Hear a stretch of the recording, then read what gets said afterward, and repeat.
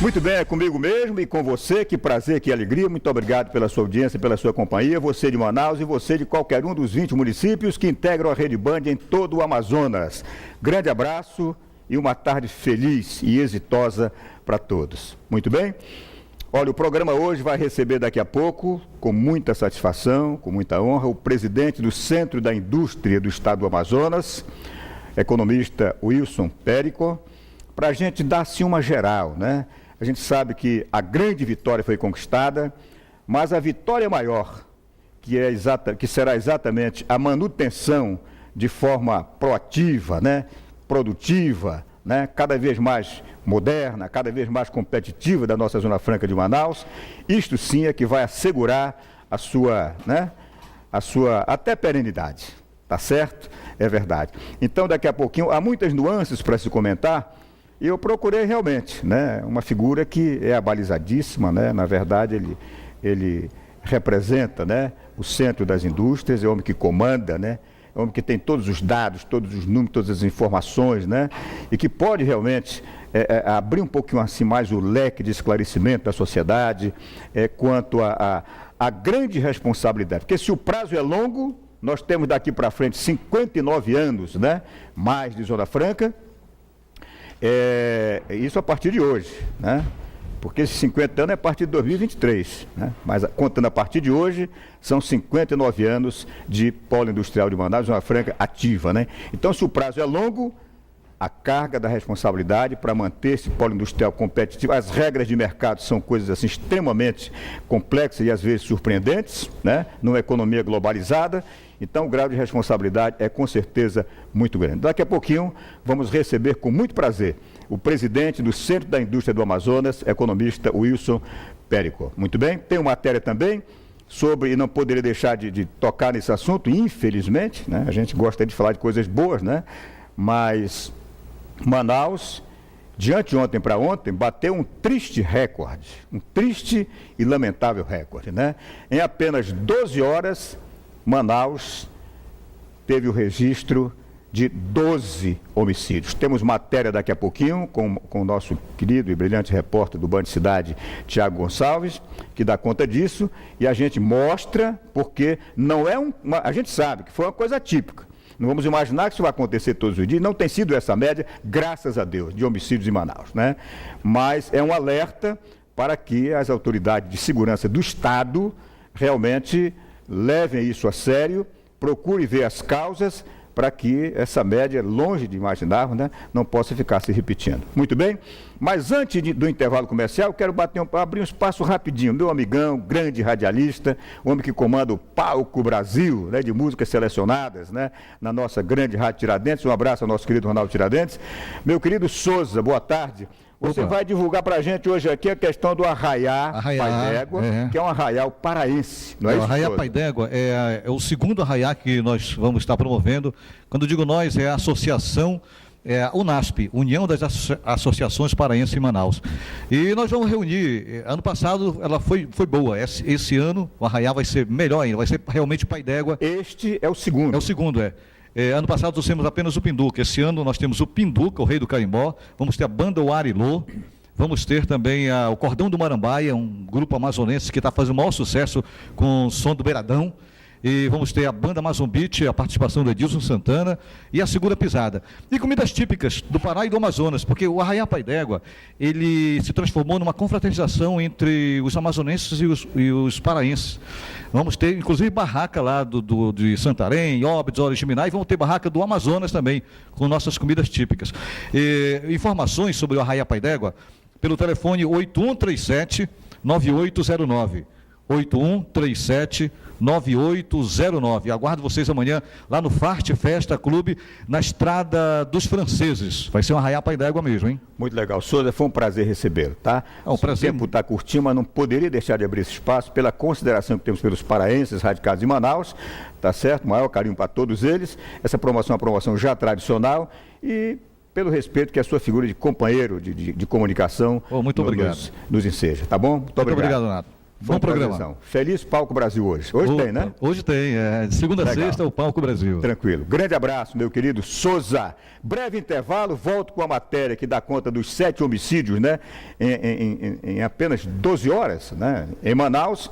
E, em seguida, vamos receber aqui para um papo importantíssimo, convido os empresários, os comerciantes, todos aqueles que têm, na verdade, né, a ver e interesse, né, com a economia do nosso Estado, a população de um modo geral, que é a grande beneficiária, né, de tudo aquilo que arrecada o Estado em função do que produz do Distrito Industrial. Vamos receber daqui a pouquinho o Wilson Périco, tá certo? Presidente do Centro da Indústria do Amazonas. A gente volta já. Programação na TV com você e com você, tá? Já pode dar um takezinho, Monteiro, nosso convidado especial já está na tribuna, à disposição, já vai dar o seu boa tarde, mas antes, meu querido Monteiro, eu queria que você colocasse na tela pra gente essa matéria do nosso brilhante repórter Tiago Gonçalves, do nosso Band Cidade, né? Que dá conta, né? Com os detalhes, os pormenores, né? Desses 7 homicídios que aconteceram em apenas 12 horas em Manaus. Por gentileza, na tela pra gente, Monteiro. Em um dos casos, a vítima foi o sargento da Polícia Militar Marcondes Eudes Torres, de 44 anos. Essas imagens, gravadas por uma câmera de segurança, mostram o momento em que 2 criminosos chegam de motocicleta. Um desce e vai em direção ao policial militar, que é atingido por disparos em frente à casa dele. O PM, que estava à paisana, chegou a ser socorrido, mas não resistiu aos ferimentos. O crime aconteceu no início da noite desta quarta-feira, nesta rua no bairro Alvorada, zona centro-oeste da capital, e chocou a comunidade. Era um homem muito simples, nunca gostou de andar armado, andava de bermuda aí, com a camisa no ombro, conhecia todo mundo aqui, todo mundo gostava dele aqui por ele ser esse homem simples. Além da morte do PM, a polícia da capital registrou em menos de 12 horas outros 6 homicídios em diferentes zonas da cidade. Na maioria desses casos, os criminosos usaram arma de fogo. Também na noite desta quarta-feira, o empresário Jailson Teixeira Maciel, de 45 anos, foi vítima de latrocínio, roubo seguido de morte, no apartamento deste conjunto residencial na Ponta Negra, Zona Oeste. O empresário foi morto a facadas dentro do quarto. Na ação, os bandidos renderam um filho da vítima no banheiro e fugiram de carro com pertences da família. O titular da delegacia especializada em homicídios e sequestros afirmou que a polícia já trabalha para elucidar os casos. Nós vamos iniciar as investigações de todos esses homicídios e vamos futuramente apresentar os autores desses homicídios. Bom, tá aí então, né, essa matéria aqui, né? Obrigado, meu querido Tiago, pela matéria, né, pelos detalhes, né? Mas assim a gente bota no ar para que, evidentemente, né, a sociedade possa questionar, se precaver melhor, né? Olha, esse empresário que foi morto no Jardim Europa, isso é um jardim, né, de alto nível, né? Condomínio, né? Uma portaria muito, né, muito bem controlada, né? Como é que essa pessoa entrou, né? Vamos ver, isso é assunto para a polícia, né? É a questão da periculosidade, né, e dos envolvimentos que estão por trás desses tipos de crimes. Muito bem? Bom, minha gente, vamos agora então falar dessa coisa seríssima, né, importantíssima para todos nós, manauaras, amazonenses, né, que é a prorrogação da Zona Franca de Manaus, né? A viga mestra, né, da sustentabilidade econômica do Estado do Amazonas. Tá certo? É um modelo econômico que, embora não tenha nada a ver embora seja atípico, né, ao potencial vocacional econômico da nossa região, mas na verdade, um modelo econômico que, com aquilo que produz, contribui em termos de arrecadação para o Estado com 93% de tudo que o Estado arrecada. Realmente, o Distrito Industrial sustenta, sim, né, o Estado do Amazonas. Por isso, as brigas, né, as corridas, o grande interesse, né, na hora das prorrogações. E agora, 50 anos, né, mais, um prazo muito longo. Presidente, antes de mais nada, é um prazer recebê-lo. muito obrigado pela presença, boa tarde. Nonato, eu que agradeço o convite, queria cumprimentar você e a todos que nos assistem, e é um prazer muito grande estar aqui contigo. Legal. O Wilson Périco é economista, é tecnólogo eletrônico, uma figura, né, qualificadíssima, né, e uma visão, né, empresarial extraordinária, né. Presidente, vamos tratá-lo assim, né, nosso CIAN, quanto à prorrogação, nada de surpresa. Era realmente se esperar, porque hoje a Zona Franca não é algo importante para o Amazonas, é importante para o Brasil, tem peso, né, na arrecadação do país, né? Na verdade, a prorrogação ela causou uma expectativa muito grande, né? O tempo entre o compromisso assumido pela Presidenta da República e a aprovação foi um tanto longo e causou essa expectativa em todos. E era esperado, sim, e como você bem disse, foi o primeiro grande passo para que o Estado possa se repensar. Um Estado que, com a arrecadação do polo industrial, tem 93% dos seus tributos arrecadados em Manaus, na atividade desenvolvida pelo polo industrial. E o Estado do Amazonas, que representa 56% de toda a arrecadação de tributos federais da região norte, nós podemos falar hoje, então, que o polo industrial representa mais de 50% da arrecadação de tributos federais de toda a região norte do país. Então, não podia deixar de ser aprovado essa prorrogação. Agora, essa prorrogação é importante, que nos dá tempo de desenvolvermos tudo aquilo que precisa ser feito. Primeiro, para preservar esse pilar de sustentação socioeconômica que é o polo industrial, como você bem colocou, mas não menos importante que isso, desenvolvermos novas matrizes econômicas para que o Estado deixe de ser tão refém como é hoje da atividade atual do polo industrial. Correto. Presidente, o prefeito Arthur, figura sempre atenta e um dos, com certeza, dos pesos pesados, né, que colocou lá o seu prestígio, seus conhecimentos, seu amplo relacionamento político, né, na ajuda eficaz, né, dessa prorrogação. Ele fez um comentário assim, não é a prorrogação, não será a prorrogação por si só, né, que vai assegurar, né, o distrito industrial. Quer dizer, há que se tomar muito cuidado e muitas precauções, né, com uma série de medidas, né, para que, na verdade, possamos habilitar cada vez mais, a nível de competitividade no mercado, as empresas do distrito industrial e o que elas produzem, não? O que nós todos sabemos, o país passa por uma deficiência de infraestrutura em toda a sua atividade econômica, principalmente na atividade industrial. O Estado do Amazonas não é diferente. E quando nós falamos de infraestrutura, é infraestrutura logística. Nós não temos ligação com o país por estrada. Os nossos portos, eles têm capacidade de armazenagem, mas o tempo da atividade de carga e descarga dos navios é extremamente alto, o que encarece o custo do frete.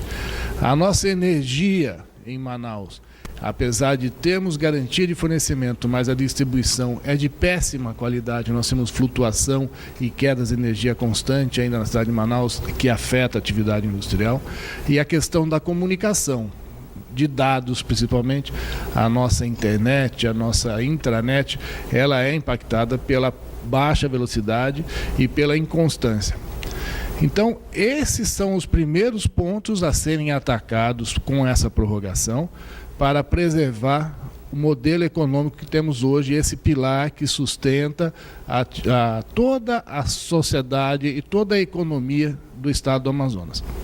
E, em paralelo a isso, investimos em capital intelectual, investimos em prospecção, investimos em toda a diversidade de potenciais que nós temos no nosso Estado para desenvolvermos a questão dos minerais, a questão dos insumos agrícolas, a questão da piscicultura, a questão da fruticultura, o turismo, os insumos para a indústria de fármacos, os insumos para a indústria de cosméticos, que são abundantes na nossa região, para atrairmos investimentos para essas atividades e aí sim o Estado do Amazonas evitar de chegar daqui a 50 anos, quando faltarem 9 anos para expirar o prazo de validade do modelo, chegarmos com o Pires na mão de novo, em Brasília, pedindo mais uma prorrogação. Se isso acontecer, nós vamos ter que ter vergonha na cara e assumir que nós não fizemos a nossa lição de casa. É verdade. Nós já fomos pegos de calças curtas, né? Quando encerrou-se o período do extrativismo, né? E hoje é bom, perfeito a sua opinião, né? E as nossas lideranças políticas sabem disso, né?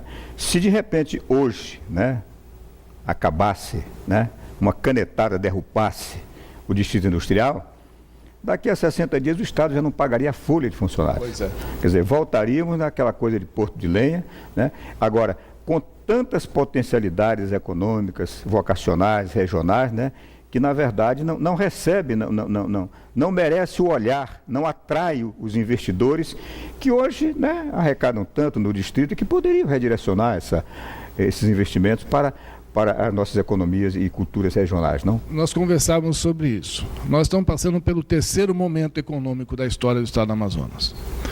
Na época do extrativismo, o Estado do Amazonas foi o estado que mais contribuiu com a balança comercial do país, com a exportação da borracha, da juta, da malva, ou seja, era um estado rico, foi a primeira capital a ter luz elétrica, a ter bonde, Manaus, e naquele momento nós dormimos em berço esplêndido, achando que aquilo era infindável, que ninguém no mundo teria condições de competir com a floresta amazônica que fornecia gratuitamente aqueles produtos naquela época da sustentáculo da economia do Estado e do país. Acontece que ninguém buscou novas tecnologias para a atividade do extrativismo e nem diversificar essa atividade econômica. Findou que a Malásia hoje é o maior exportador de borracha do mundo e essa atividade praticamente inexiste na nossa região. O segundo momento veio a Zona Franca, comércio. Vinham pessoas do país para cá em aviões lotados para fazerem compras aqui de artigos importados e levar esses artigos para serem revendidos no sul do país. Existia a cota para o pessoal sair do aeroporto Eduardo Gomes levando produtos daqui, que com uma canetada do governo Collor também acabou. A atividade industrial que hoje nós temos é o terceiro momento, é o terceiro ciclo da atividade econômica do nosso estado. E nós não podemos nos permitir deitar em berço esplêndido novamente, como fizemos no passado, e assistir a história se repetir. Nós temos e precisamos ter hombridade de desenvolver essas novas matrizes para garantir a sustentação socioeconômica do nosso estado e garantir uma qualidade de vida digna para as crianças e jovens que hoje nós temos na nossa sociedade. Correto. O senhor acabou de dizer, e já tinha lido esta mesma impressão sua nos jornais, presidente, que o distrito precisa olhar mais para a questão da infraestrutura, da logística, da comunicação e da energia, né? Mas assim, em que infraestrutura, o que compreende na sua visão a questão da infraestrutura? Então, na verdade, é vontade política primeiro para resolver. Nós sabemos quais são os nossos gargalos logísticos. A BR-319, que há anos se discute e esbarra nas questões ambientalistas, como se fôssemos abrir uma estrada nova na floresta. O senhor, como empresário, dentro daquilo que se pode dizer, né? Mas assim, qual é a sua impressão, na sua opinião, o que na verdade emperra, né, a liberação desse veio de transporte terrestre? De novo, eu acho vontade política. Eu vou dizer... não são só as questões ambientais. Não sou contra o ambientalismo, não. Aliás, eu adoro pescar. Eu não mato os peixes que eu não vou comer. Agora, nós temos que pensar no indivíduo. Nós temos que pensar no homem primeiro. Nós não estamos falando de abrir uma estrada nova cortando a floresta amazônica. Nós estamos falando de recuperar uma estrada que foi aberta na década de 60 pelos militares, que é a Transamazônica, e viabilizar a conexão de Manaus ao restante do país. por meio terrestre, que vai viabilizar o barateamento do custo de tudo aquilo que se produz aqui e atende o mercado brasileiro e tudo aquilo que vem do sul e sudeste para cá para auxiliar a atividade econômica do nosso estado. Então, os portos, nós temos 2 portos privados. Nós não temos gargalo hoje de armazenagem de carga. Os portos têm infraestrutura para essa armazenagem. Mas nós somos carentes de uma atividade de carga e descarga mais célere, mais rápida, para que o custo do navio parado aqui seja menor, reduzindo o frete. Nós não temos um porto público. É a única capital do país que não tem um porto público. Então nós precisamos resgatar isso, porque o porto público ajuda a balizar o custo da atividade aduaneira dentro da atividade portuária. Nós temos a questão da energia elétrica, como eu falei. Há tempos nós tivemos racionamento de energia na cidade de Manaus, no estado do Amazonas. E isso já se resolveu. Hoje nós temos fornecimento, o linhão já chegou. A expectativa é que a energia melhorasse e barateasse. Não melhorou e nem ficou mais barato. Nós pagamos uma energia que é das mais caras do país e de péssima qualidade em sua distribuição. Porque o problema não é a geração da energia. O problema hoje está na distribuição. E nós passamos esse problema no nosso dia a dia também em casa, juntamente com a dificuldade de utilização da internet. Você não consegue uma estabilidade do sinal e uma velocidade hoje que já é disponível no mundo para esse tipo de atividade, a comunicação via dado, porém você paga um preço por um serviço que é ineficiente também. Então, essas são as primeiras questões a serem atacadas para preservar a competitividade do polo industrial. Correto. Presidente, a gente sabe que essa taxa alcançada de exportação, né? O polo industrial faturou nesse primeiro semestre, segundo dados, né, da imprensa, 363 milhões de dólares, né? Mês de junho foi um mês em que o faturamento foi muito alto também, me parece que 78 milhões de dólares. Mas, e houve uma queda de faturamento a nível de semestre, né, comparando com o semestre do ano passado, né, de 7,11%, me parece. Essa questão da exportação, né, também sofre com a questão de uma infraestrutura melhor, de uma logística melhor? Se me permite, Renato, o faturamento até agora do polo industrial foi de 38 bilhões de reais. E aí tem um comparativo. Olha que você compara em reais. O período do primeiro semestre de 2014 com o mesmo período em 2013 e não desconta a inflação, não desconta a correção monetária, você divulga um dado que ele pode ser muito questionado. 16% de crescimento, nós não tivemos 16% de crescimento na atividade do polo industrial. Se nós transformarmos isso em dólar, esse crescimento cai para 1,5%, não 16%. As exportações. As indústrias estão aqui em Manaus pelos incentivos fiscais oferecidos na importação de insumos, principalmente o IPI. Ou seja, não é um modelo que foi pensado, focado na busca pela exportação. E, na verdade, a indústria brasileira e a nossa indústria amazonense passa hoje dificuldades para concorrer no mercado interno. Hoje os produtos chineses chegam ao Brasil e competem de igual para igual com os produtos aqui fabricados. Então nós temos que pensar primeiro como preservar e garantir as vantagens comparativas da Zona Franca de Manaus e a competitividade dos produtos aqui fabricados para atendimento do mercado nacional e depois, numa política nacional, pensarmos em alavancar novos mercados com exportação. Correto. Essa questão, presidente, dos produtos, né, chineses, né, a gente sabe que lá eles praticam uma escravidão trabalhista, né, negam direitos trabalhistas e como eles investem muito também em novas tecnologias, termina que eles produzem produtos muito bons e com uma competitividade difícil, né? Essa questão dos produtos do mercado asiático, eles terminam representando sim assim um perigo, né, para a sustentabilidade de um polo industrial que, de repente, possa não se renovar, não investir em novas tecnologias, não aprimorar, né, não modernizar a sua linha de produção para ter mais competitividade no mercado? Pode haver uma influência, sim? E existe, essa concorrência existe pela forma de custeio do produto chinês, como você colocou, e tem também pelo alto custo Brasil.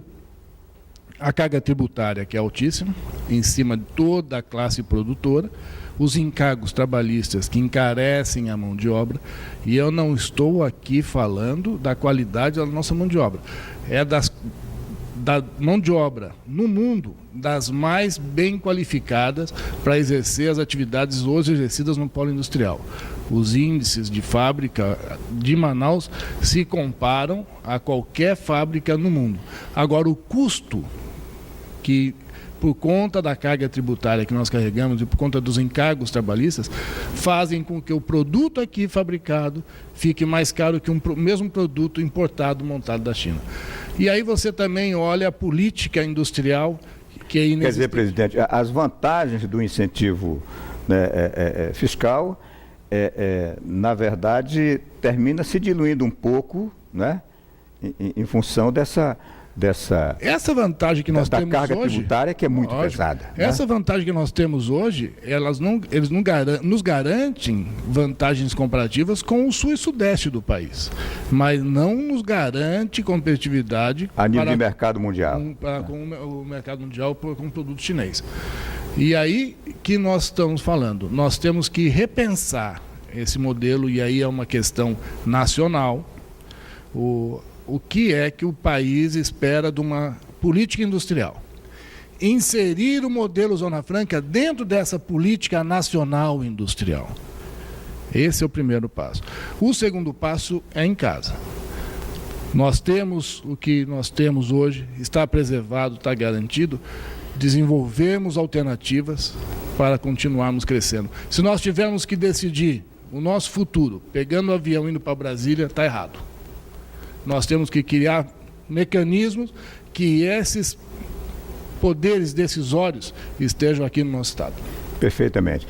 Presidente, me dê um minutinho, vamos para um breve intervalo, a gente volta já, tá certo? Para arrematar esse papo muito interessante com o presidente do Centro da Indústria do Estado do Amazonas sobre perspectivas, né, e aquilo que deva ser tomado em termos de providências, visando a continuação proativa do nosso polo industrial de Manaus. A gente volta já. Muito bem, vamos por aqui para a etapa final dessa agradável entrevista com o presidente do CIAAM, Wilson Pério. Deixa eu avisar aqui, uma promoção sensacional da nossa Band, tá? Promoção Você mais 4 amigos no cinema. Olha só, que promoção sensacional que a Band trouxe para você. Dia 20 de julho é dia do amigo, sábado, né? Depois de amanhã. Você, meu amigo de fé, é verdade. Então, você entra agora no facebook.com/Band Amazonas e participa da promoção Você mais 4 amigos no cinema. Tá vendo aí? Pois é, né? E primeiro, você curte o banner da promoção no facebook.com/Band Amazonas, você está vendo aí, tá bom? Segundo, comente e marque 4 amigos. Terceiro, na aba promoções, você clica Eu Quero Participar. Você mais 4 amigos no cinema é na Band Amazonas. Um abraço a toda a equipe da André, nossa diretora de marketing, sempre aí criando alternativas boas para o pessoal das mídias sociais. Muito bem.